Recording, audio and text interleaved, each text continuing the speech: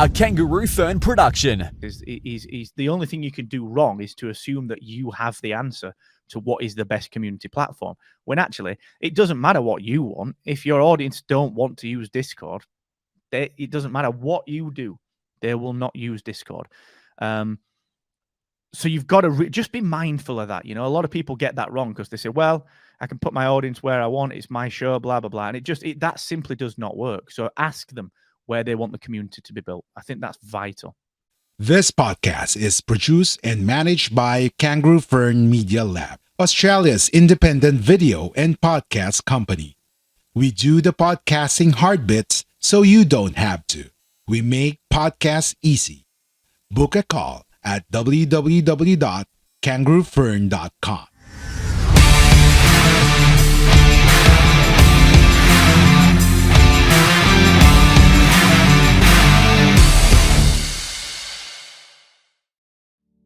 Hello everyone. This is Miko Santos from the Kangaroo Firm Media Lab, and welcome to the Podcast Exchange. Thank you so much for your time, and hope you enjoyed this episode. And of course, our guest for today, we're talking about podcast growth, especially for the early stage podcaster, independent podcaster. And I think this episode will be for you. And our guest for today is known as that British podcast guy. Mark Asquith is one of the United Kingdom regional podcasting expert.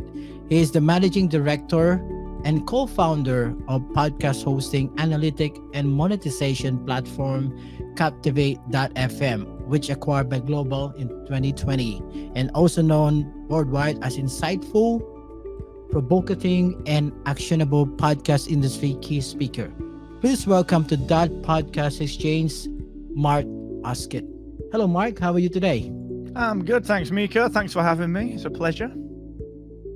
Thank you so much for your time. So first thing I'm gonna ask you, of course, is how did you started as that British podcast guy? So you can see, if you're watching the video version, you can see all the geek stuff behind me. So I've got a lot of DC Comics stuff back there, and a bit of Star Wars stuff, and some other stuff, and that's what really got me into it. I was, you know, running a digital agency. I was running a design and technical build agency for a long time, and doing well with it. We had a good client base and did well with it, and I sort of got into reading a lot more DC stuff and a lot more comic stuff, and what happened was I started like blogging about it. I wanted like an outlet for my own creativity. So we created this blog about DC Comics, and I'm just trying to get this camera right. And then when we sort of did that blog, a friend of mine said we should start podcasting. So we did back in, 2012, 2013. And then when I go sort of all in on things. So I got into servicing podcast people, with a website platform called Podcast Websites. And the reason I got that moniker, that British podcast guy moniker, was because I was like back in 2014, 2015, like I was out at conferences. I was at like the earliest podcast movements. I was speaking there, the first Podfest, loads of these conferences that no one else was going to from the UK, because no one in the UK knew about podcasting in its current guise. So I just, people would, frankly, they'd forget my name, and I'd forget theirs because there's a lot of people, and they'd say, "Which one's Mark?" And it's that British podcast guy. So that's how I got the name, and then it stuck, and obviously now everyone's into podcasting. So I'm grateful for that. I'm grateful to have got in early with that. That's an amazing story, Mark. So the first question I have is, I'm very intriguing on your episode on podcast accelerators. This is how to get more listener engagement. I think this is one of the issue of the early stage podcaster or independent podcaster. They don't know how to get more listener engagement. Can you elaborate that to us? How to get more listener engagement? Yeah, I mean, it's such a broad question. I mean, I did a 35-minute episode on it the other day, so we probably can't do every element of it. But I think that the thing to understand is that it's engagement is for us. We want engagement so that we can say that we've got engagement, so that we can prove to people that we've got an audience. And so engagement is very much for us. It's not for the listener. So what tends to happen is that we try and spread ourselves a little bit too thin. We say we want engagement in every place possible. We want engagement on Twitter and Instagram and wherever else, and so we try and do too much. We take too much on, and we'll sort of take that engagement anywhere, which is probably not the best thing to do, because engagement is all about interaction. It's a two-way street, so if we're trying to ask for engagement everywhere, we're probably going to let people down, because we can't live up to our side of the bargain. So I always talk about, like, very consciously designing things for your podcast. So designing engagement, like, what does engagement look like to you? How do you design that? How do you make sure that what you're doing actually benefits the listener? For me, that's just about giving them one place to interact. Like, mine is Twitter. That's why it says at Mr. Asquith there, because that's the only place I really want to hear from people. I don't want to hear from people everywhere. Don't want to hear from you on Instagram. Don't want to hear from you on Facebook. Like, I'm sort of not interested, because I would rather give you a place where you can genuinely interact with me, and that we can have a two-way conversation and build the engagement that way, than just being, just telling people to just engage everywhere. So that's the main crux of it, Miko, is that we've got to realize that engagement, we ask for engagement for us. It's not for the listener, when it should be for the listener. And if we want it to be for the listener, then we have to be in a place where we can interact back, and we can't be everywhere. So we have to tell people to go to one place to do it, and really teach them what that engagement means. What does it mean to engage with my podcast and with me? So that, I think it's important to do that. Not enough people think about it like that. So that's the basis of how I approach it. You're using Twitter as part of your engagement. And the next question I have is, why Twitter? Is there any other social media platform for our podcaster that can be used to do the engagement? Well, I think you can use anything, but you've got to persist. You've got to take your time. You've got to make sure that you understand how it fits into your day to day. It's everything works if you put the time into it, but you've got to design it. You've got to put the time into it. Because if you don't, then nothing will work. You end up in a position where nothing really is going to work, because you've not really given it the time to work. So I think it is very important to understand what you're trying to achieve with something. And if you decide to use LinkedIn, then you've got to be hyper present on LinkedIn. You can't just be everywhere. You've got to be mega present on LinkedIn or Instagram or whatever. So they all work. It's just about deciding where you can put your time. Because I don't think you can be everywhere these days. I think there's too many places. I think you've got to dedicate some time to one thing, That's great. So since, say, for example, you already have listeners, you have a listener engagement, okay, because of you doing some social media platform promotion, how do I get, say, my listener share my podcast? Well, again, that's such a broad question, and I don't think you can necessarily find one specific way of doing it. The thing, it's a full range of requirements for that one. The first technical requirement is you've got to make it easy so that they know what to share. What are they sharing? Are they sharing the episode? Are they sharing your single promotional link that Captivate provides? What are they sharing? And it doesn't matter. It doesn't matter what they're sharing. Just give people a way to share it. Just tell them, share the audiogram that I've posted, or share from Apple Podcasts or Good Pods or Spotify, or it doesn't matter. You've just got to design again and tell people what to do. But then the biggest problem that people have is that you got to create something that people want to share. Like, too many people just create just not very good content.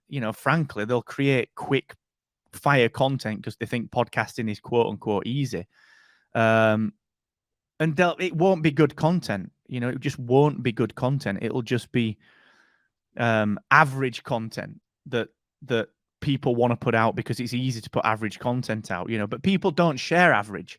People only share the things that really move them or that really affect them, so that's what you've got to do. You've got to focus on, can I create content that is actually going to affect people? And if so, that's perfect. I'll do that. I will share that content that's affected me and given me an emotional reaction to something, so that's the big thing. You got to design your content to be really good content. And that sort of ties into this engagement thing, in that if you're trying to be everywhere with your podcast, you spend too much time trying to manage all the different platforms and you spend less time on building quality content. So it becomes this kind of circular problem. So yeah, the way to get people to share it is make content that people want to share. Big, affecting content, the content that will affect people's lives, and give them something that's useful and that is interesting to them, or that makes them laugh or cry, or that they want to tell people about. And then technically you've just got to tell them how to share it. Just tell them on your podcast, right, go and share this link. So that's the important piece of this. I think that's what you've got to really focus on.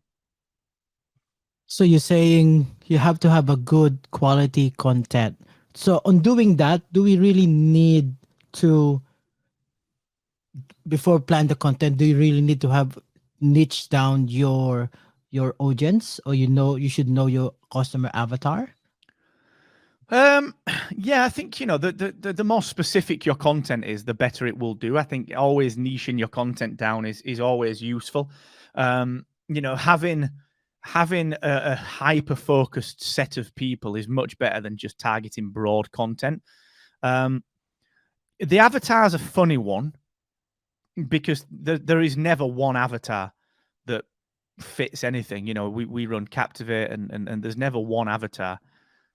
There's always 5 or 10, because not everyone is the same. It's great to start with one avatar and this ideal listener approach, but I think you have to be more mindful about the specialism that you're talking about, the real deep specifics of what do I do? What do I talk about? What is my very specific specialism? And if you can nail that down, you'll target the different types of people that will listen to your podcast. You might be targeting you might have, like, I've got a Star Wars podcast, right? I love Star Wars. So I might have a Star Wars podcast that delivers the news. It rounds up all the Star Wars news for the week. And don't know, one avatar, the avatar might be a middle-aged guy who's busy with his family, but still loves Star Wars, but can't keep up to date with it. So he listens to it. Or it might be a millennial or a Gen Z who loves Star Wars, but likes to listen to stuff while they're gaming. And that's how they get the news. Or it might be, a busy, accountant in his early 60s who was like 20 when the original trilogy came out, and he's actually doing this while he's running. And it's not because he's short on time. It's because that lets him focus on something.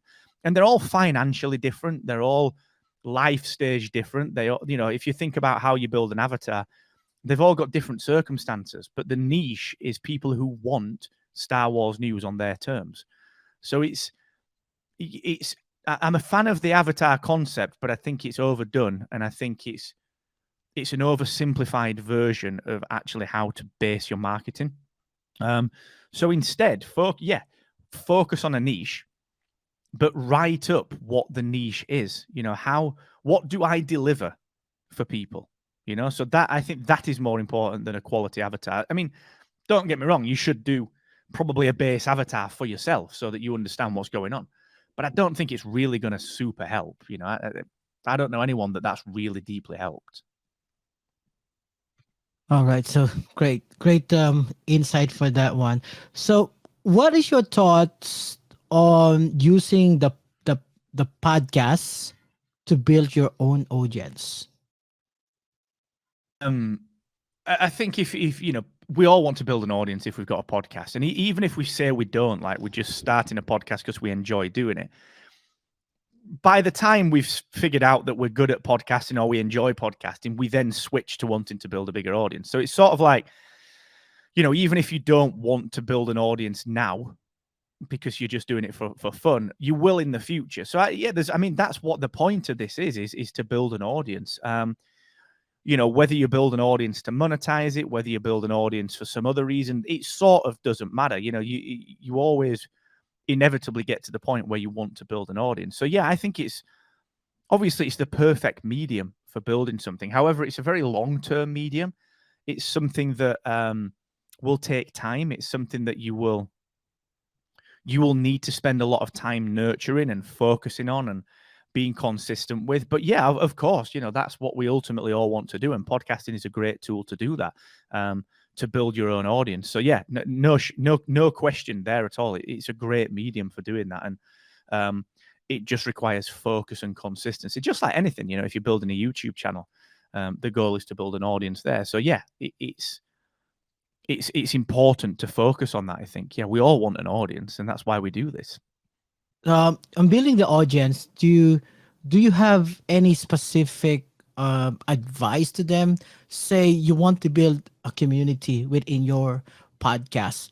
What should I do? Do I create a Facebook group? Do I create a Discord just to interact with them? Is there any set of right or wrong doing that? Well, the only right or wrong is, the only thing that you can do right is go where the audience are. So this is probably where your avatar or your range of avatars comes into play a little bit more, because if you've got a range of people that just aren't tech savvy, then they aren't going to be interested in building a Discord channel with you. They're just simply not going to be bothered about that. If you've got a really tech savvy audience, they might want to speak on Signal or something like that, or Telegram, or they want to, they're not going to want to move into a Facebook group because they're not hanging around there. But if you've got like average Star Wars fans, like we talked about a second ago, that are sort of, some of them are tech savvy, some of them aren't, that's not really the defining factor of the audience, then a Facebook group is probably the best place to go, because they already exist in that place. So you've always, you can't say one thing is right or wrong. You can't say like Discord is right, the ultimate podcasting thing, or Good Pods, or Slack, or Facebook. You just simply can't do that. It's much more about how you really understand your audience. You've got to go where they are. So ask them, get them.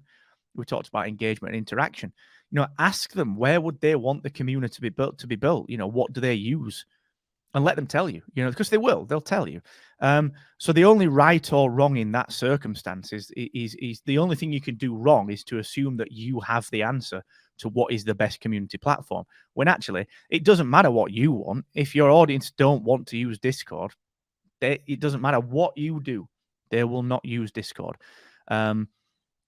So you've got to just be mindful of that. A lot of people get that wrong because they say, well, I can put my audience where I want. It's my show, blah, blah, blah. And that simply does not work. So ask them where they want the community to be built. I think that's vital. So that's why you need to do some like question within your website or podcast, what platform they want to do the interaction. Yeah, you just ask them, and you just tell, I would say, for example, I'd say, look, tweet me. Let me know what platform, at Mr. Asquith on Twitter. Tell me, what platform do you want your community to be built on? And people would, people get back to you. So yeah, it's important to be clear on what you're trying to achieve with that, and then ask people. The outcome is not to have a Discord community. The outcome is to have an active community wherever it is. So pick your battles and ask people. Great for that. So you said about the monetization. I think this is one of the most common question to especially the independent podcaster. What is your best advice for podcast monetization? Again, that's really, really broad. I think you've got to have an audience first. You've got to have some people listening. You don't need a big audience, but you've got to have some people listening. You can monetize 50 downloads an episode, but you've got to have a consistent 50 downloads per episode. You can't, you have to understand what you're doing with monetization. You can't just jump straight into it. A lot of people sort of listen to these gurus online that tell you, monetize your audience straight away, and you can't do it. You got to have a consistent set of people that will get in touch with you, that will interact with you, that will engage with you, that will do all sorts of other things with you. And then only then can you actually start to monetize it. So I think that's the first thing to figure out, is that you aren't just going to be able to monetize straight away. What you've got to do is build that audience up and then figure out whether they willing to interact with you and engage with you. Because if they are, then you can do something. Then you can do something and you can start to monetize. But we're focused on Captivate. I think you've got to, with Captivate, our goal is to give diversity in monetization. How can we diversify your monetization options for you? The last thing that you want to do is to just have one type of monetization. You want 4 or 5. You need listener support. You need donations. You need Patreon style membership. You need maybe private feed membership. You need sponsors. You need selling your own products and merchandise. So you have to do all of this stuff. And you've got to do it all in one place. You've got to do it all in one place. And so that you can run, if you're going to monetize your podcast, then it needs to be run like a product, which it is. So you got to understand that. You got to have an audience, not a big one, but just a genuine one. And then you have to have something that you can sell. And then you got to diversify the range of things that you sell. So we're saying we just go back to start for us niche first, and then when you build your audience, then build your product. Yeah. So yeah, you exactly. say, okay. So you're saying that if you're doing your podcast, treat it as a business as well. Do you agree with that? If you expect it to perform like a business, then you've got to treat it like a business. That's content that I put out a lot is, if you expect something to perform like a business, then you've got to treat it like one. Your podcast isn't going to generate piles of revenue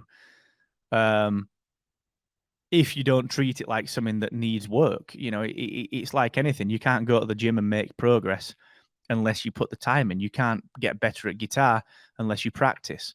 It's the same with your podcast. You can't expect it to perform like a business if you aren't treating it like a business.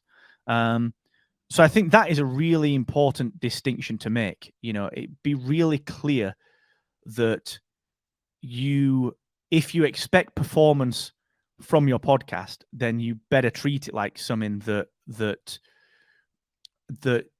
you can measure. That you can truly say, I've put the time into this.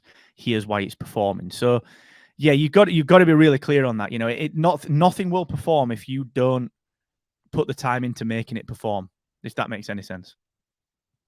All right. Yeah, I agree with that one. So one of the question that one of the community is asking me to you is that why you need an email list for your podcast. Is still all right in 2022 to get an email list as part of your email growth, is your still podcast? email is still the best performing medium. Without any shadow of a doubt, across all marketing, emails converts better than anything. Always, inevitable. I come from the world of marketing. I come from the world of podcasting, but I also build software as a service. Email marketing is the best performing tool, without a shadow. So yeah, of course, yeah. And I use a couple of tools for that. I use Aweber, which I recommend for more in-depth content and more automation and so on and so forth. But for very simple email list growth and powerful content, I use this for my own podcast. And it's because I use Twitter. I use Get Review, so getreview.co, which is integrated to my Twitter profile. So if you go to Twitter there and then go to my profile, you'll see there's a button that says Start Reading. You press that button and you'll get my newsletter. You'll get my email content that obviously, Miko, you receive that email. And it's really good content. It's really in-depth, high-quality content. So yeah, oh God, yeah, it works so well. It really does. Yes, I totally agree with that for you. So the next question I have is that it in turn we're still on growth and monetization as well. How do you use your guests to market your podcast? This is because most default podcasting platform is interview. So how do you use your guests to market your own podcast and eventually grow? It depends what you want to do with your guest. Why do you have a guest show anyway? It's a guest show is usually for 2 or 3 different reasons. Number one is usually because it's easier, because you can prep a few questions and the guest sort of does the talking. The bad thing with that is that doesn't position you as the expert. It positions the guest as the expert. So that's a problem with guests. The second reason that people generally do guest stuff is like to build their audience and then, to build their network. Like when I first started my podcast, I didn't have any, this was 10 years ago, maybe I didn't have any range to my network. I had a great network offline, but I didn't have a range of networks online. Now I know everyone. I know pretty much everyone in like the online entrepreneur space. I've spoken at events with them. I've become friends with them. I've done work with them. And that's because through the podcast, initially through building my network through the podcast. So that's the second thing that people tend to do a podcast for with guests. So how do you use guests to grow? Well, the first myth, in my view, today in 2022 is that they will share that with their audience. They're not going to do that. You will not. If you could have Arnold Schwarzenegger on your podcast and you will not generate more listens unless you already have an audience. So if Joe Rogan has Elon Musk or Arnold Schwarzenegger, he will get more listens because he's already got a platform that can be easily amplified. We don't. So that's the first myth, is that big guests won't increase your downloads. They will not. They'll be great for network, but they won't increase your downloads. So how do you get them to share it so that at least you might get a bit of a halo effect? Well, you've got to do the things that no one else is doing. You've got to talk about the things with them that no one else has talked about with them.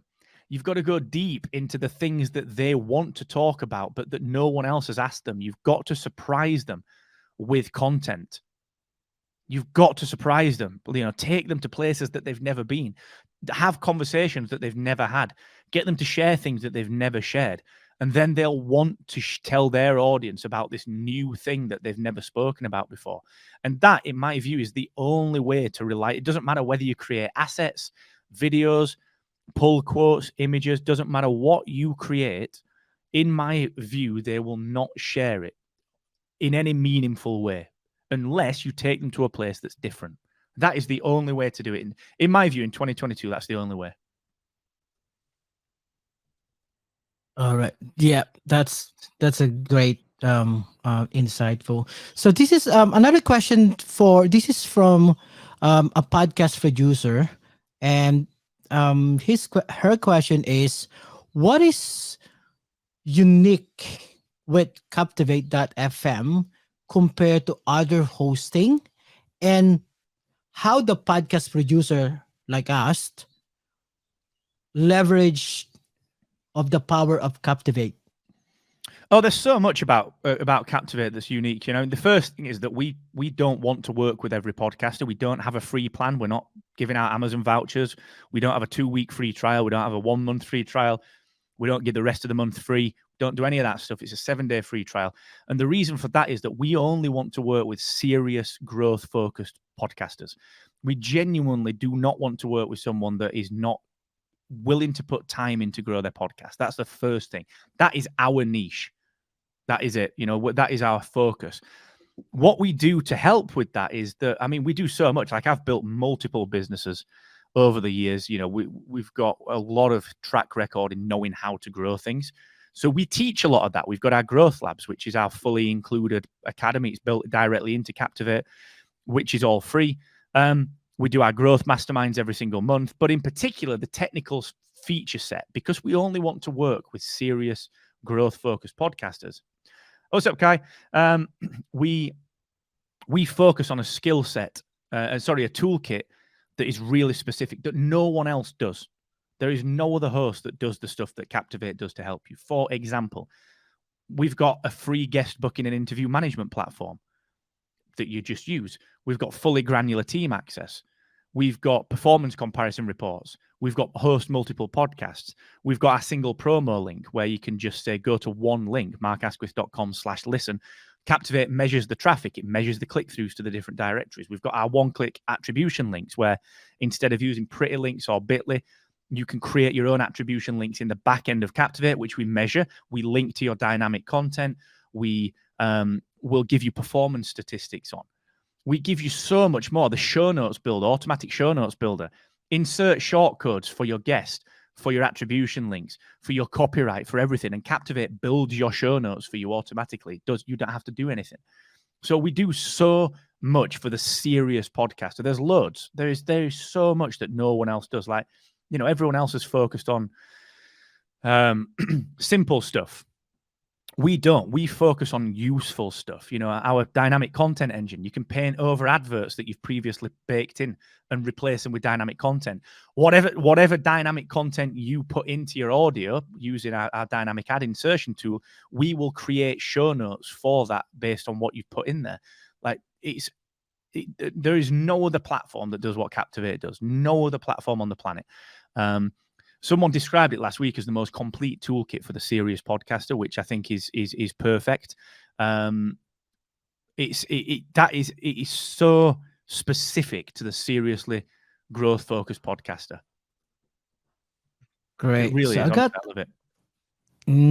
that's a great. So we have a question from Kai, Mark. It's say here, how do you think the podcasting will be in the next 2 to 3 years? So I think it's I think it will. I mean, it's a funny question because I think there'll be the industry side of it and then like the independent side of it. So there's that we're seeing a boom in like acquisitions of like Shag Married Annoyed or Joe Rogan and Harry and Meghan's podcast being acquired by all these different big platforms. We've seen Amazon acquire Wondery. So I think podcasting as a media, I see podcasting, the big media platform, continuing to evolve, but I actually see the acquisitions dropping off a little bit in terms of the talent acquisition, and I see the middle, the sort of the creators that are almost big podcasters being nurtured. So instead of an 11 million download show per month being bought, I see the 2 million download per month shows being bought and then nurtured into 11 million download shows. So I see that happening. I think we're going to see more tech acquisitions. I think a couple more hosts will be bought out. I think some hosts like Transistor will be bought. I think someone will buy Buzzsprout. I think that will happen. I also think that the independent creators like us on the smaller end, the creators doing hobby shows, it will become more difficult to grow our podcast, but I think it will become easier to leverage the audience that we've got. So I think we'll have more diversity in monetization options. I think we will have more power within our niche. I think we'll be able to do more with our smaller audiences. And I think we'll naturally find ourselves doing different things to the big podcasts. I think that the tactics that we use will start to just move away from what the bigger podcast users. They get more budget as we get more willingness to be a little bit more guerrilla with our marketing. I think that's what we'll start to see. So I don't think it's as easy as it was 5 years ago. But 5 years ago, people would ask me for predictions in the podcasting space. And it was easier because everyone was just on the same playing field. Now, everything's different. There aren't just one type of podcaster anymore. There are different types. So I think that answer's different depending on where you are in the industry. So, connection with that question, Mark, what is your thought about some of the podcasting platform is starting doing subscription, and also they're trying to do a video podcast as well? I think video. I don't think video podcast will work personally. I think YouTube just does that very, very well. I don't see why. I don't see why anyone would want to look at video in Spotify. It's not what it's good at, and I think it's I don't think it's a mistake, but I think it'll be quietly retired.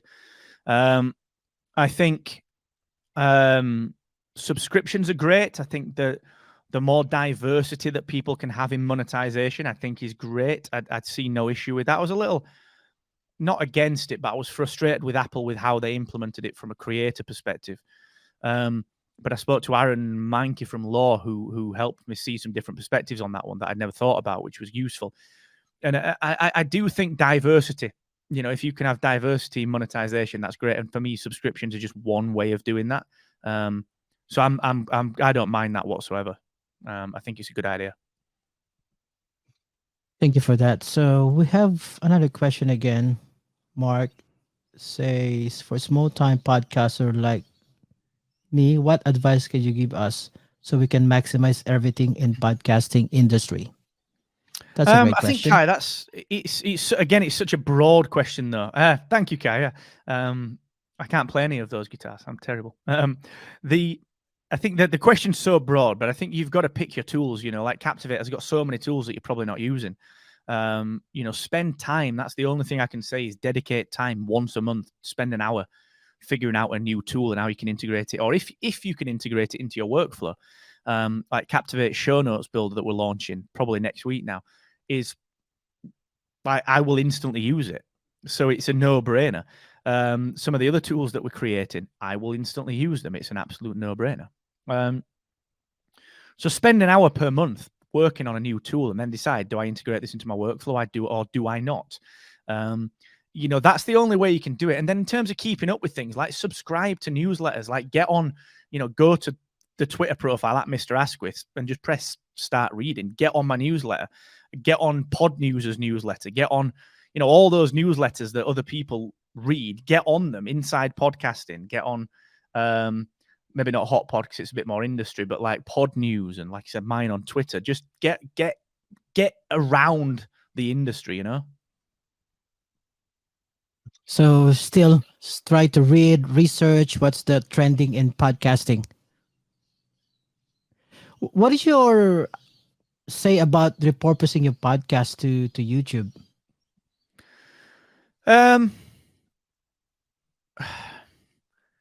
It's all right to. I mean, it's a funny answer. This you won't build a YouTube audience by repurposing your podcast over there. Thank you, Kai.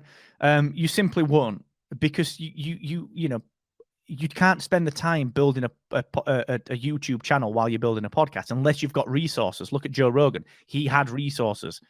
Look at like Jordan Harbinger, multi-camera setup. You know, it's properly produced. We can't do that as smaller indies. So it's not going to grow your YouTube channel. And YouTube's algorithms don't like podcasts. You know, they're announcing something in podcasting because for that very reason. However, it's better, in my view, to probably put something there just to mop up the few people that will listen. So it's sort of better to be there, but don't expect it to perform for you, I think is probably the general rule right now for me. Might be totally wrong, might be different for you, but that's what I've seen. That's been my experience. Better to be there than not, but I don't think it's going to give you any growth. Thank you for that. Because I think some other podcasts are saying because YouTube is the second largest search engine, so that's why they try to put some video podcasts on the YouTube. Yeah, no, I do get that, and yeah, I mean that's great, you know, but that's all. It's been true for about 20 years, you know what I mean? But no one's searching for you, though, are they? You know, no one's searching for me because like we aren't producing content that YouTube's algorithms want to surface. So unless it's a hyper-specific niche long-tail question, you won't get surfaced. The people that do YouTube videos on that content will get surfaced because the attention spans are different on YouTube. You know, that's why jump cuts exist and why backgrounds exist. And it's different for YouTube. So it's unless YouTube does something different to set, which I'm sure they will, where you can, I bet they'll do subscriptions to podcasts very shortly. That's different, all right? Because people do listen on their desktop behind the scenes. You know, they'll have another tab streaming YouTube. So I'm not saying don't do it. I'm saying just understand where it fits. You know, understand where it fits, which is just right now another content outlet. It's not the be-all and end-all for sure. All right, so that's a insightful conversation. So you can do a YouTube, but not the. You have to do a strategy if you're using a YouTube as part of your podcast. So next question: how important is marketing strategy in your podcast as a small independent podcaster, and you don't have any team to do that? Yeah, you got to have a plan as to where you're going. You know, where do I want to go and why do I want to go there? That's what a marketing strategy is, along with a certain set of parameters and rough directions on how to get there. The tactics, you know, you'll try. It's almost like driving somewhere. You sort of know where you are. You know where you need to be. But there are different roads that you can take to get there, different paths. So a strategy sets out where you want to be and the broad scope of potentially what you'll do to get there. It doesn't give you the specifics. You work that out on an implementation plan. So I everyone needs one. No one has a podcast marketing strategy. And I think it's vital that you do. I think it's very, very important that you do, because otherwise you can't, you just can't, like, how can you decide if you're doing well if you don't know what doing well looks like? That's I suppose what I'm trying to get at with this one. You have to have a destination in mind and something that you can measure against. Do I want to grow, 50 listeners a day, or 20 listeners a day, or 10 listeners a day? Boom, boom, boom, boom, boom. You have to have something. And a strategy is all about defining, we want to go after this type of person with this type of messaging, with this type of content to do this particular thing. And that is, it's vital. Everyone should have it, but it's difficult to put together. It's got to be highly considered, So you're saying you need to plan everything so that it will be successful. Yeah, you've got to. You can't not have a plan. You'll only go so far without having a plan. That's it. You will only go so far without having a plan. And that might be far enough, and that's all right. But without a plan, you're not going to get further. That's just it's the same with business. You can launch a business, get a bit of early traction, but you won't grow unless you've got a plan. Correct. So, in relation with the grow, podcasting sponsorship, why niche is matter to get a podcast sponsorship? So I think the niche is so important for sponsorship, because sponsors want to know what they're getting. If you are, there's no point targeting like everyone with what you're trying to achieve. That's why Captivate, we never make this distinction between new or veteran or new or existing podcaster. We can help with both, but it doesn't matter to us if you're new or not. We'll help you. It's easy anyway. We'll help you, regardless. But our goal is that if you self-define or self-identify as a serious podcaster that is willing to put the time in and willing to put the focus in to grow, then Captivate is the place for you. And sponsors that, we work with partners like Aweber and a few others, because they want those types of people as well. They don't want every type of user. They just want the people that are serious about growth to use their platform. So it becomes easier to look at like where partnerships can occur and where, the sponsor knows that the messaging will be on par. There'll be parity between what you say and what we say. And that's important for a sponsor, because brand safety is vital. Can I be sure that if I sponsor your podcast, Miko, that Captivate's brand will be in good hands? Well, if we share a common niche, then you'd think it would be a good start, So that's why it's vital. That's why it's important. Plus, there are, a niche audience is easier to warm up because they're already ready, Thank you for that. So last question for me before we wrap up, Mark, is if you have a billboard to write one short piece of advice to all our listener and who is watching right now, what would you say to them? Measure everything and market more would be what I'd put on there, and I'd put it in big letters. That's a good question. All right. Thank you so much for that. So how can our listener and audience can connect with you if they want to have a chat with you, ask about Captivate and what's going to be happening in 2022 in Captivate.fm? Well, yeah, thank you so much, Miko. You're a great host, by the way. I love the way you do things. So thank you for having me, dude. But yeah, the easiest way is just there at Mr. Asquith on Twitter. Just hit me up. It's moved to there. Just get me over there. Honestly, it's the only place that I really deeply interact with people. So please just let me know what I can do. I'm always around to help. And just jump on the Podcast Accelerator list there as well. You'll get all my content. There'll be a new deep dive piece of podcast marketing content going out on Monday. So yeah, right there. All right. Thank you so much. So thank you so much for your time, Mark. So if you have any other question, just hit Mark on Twitter and you can get a message back, because that's what happened to me. So I've been honored that you're in the show, that Podcast Exchange, and thank you so much. No, thank you, Miko, and thank you to Kai and to everyone else that's been asking great questions. I